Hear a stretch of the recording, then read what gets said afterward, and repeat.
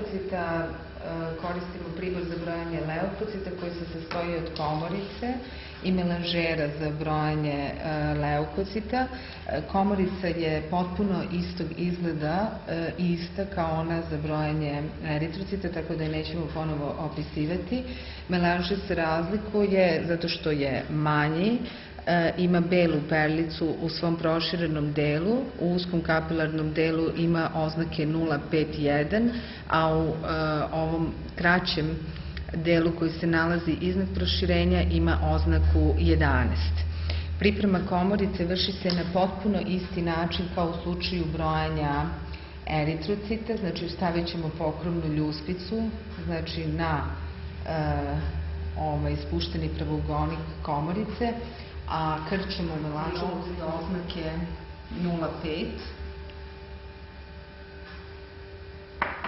Znači uvek se usisa malo više krvi, onda se polako ispušta dok se ne dođe do podelka 0,5 i onda se tirkov rastvor usisa do oznake 11 i na taj način se krv razređuje 20 puta.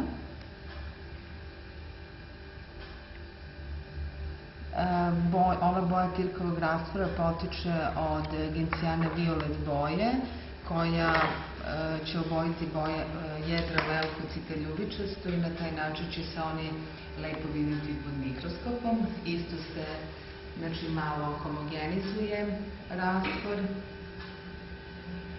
i ostavi sa strane. Melanžer se prisloni uz donju ivicu pokrovne ljuspe.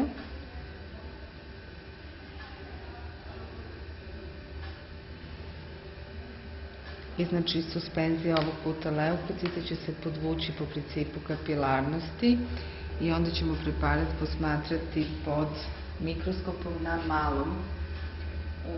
malim uveličanjem, s tim da brojimo ukupno koliko ima leukocita na celoj površini od 1 mm kvadratnoj, odnosno to je zaprimljena krvi od 0,1 mm kubni. Leukociti se vide kao male ljubičaste tufne i nema ih više od 20 u proseku na celoj toj površini.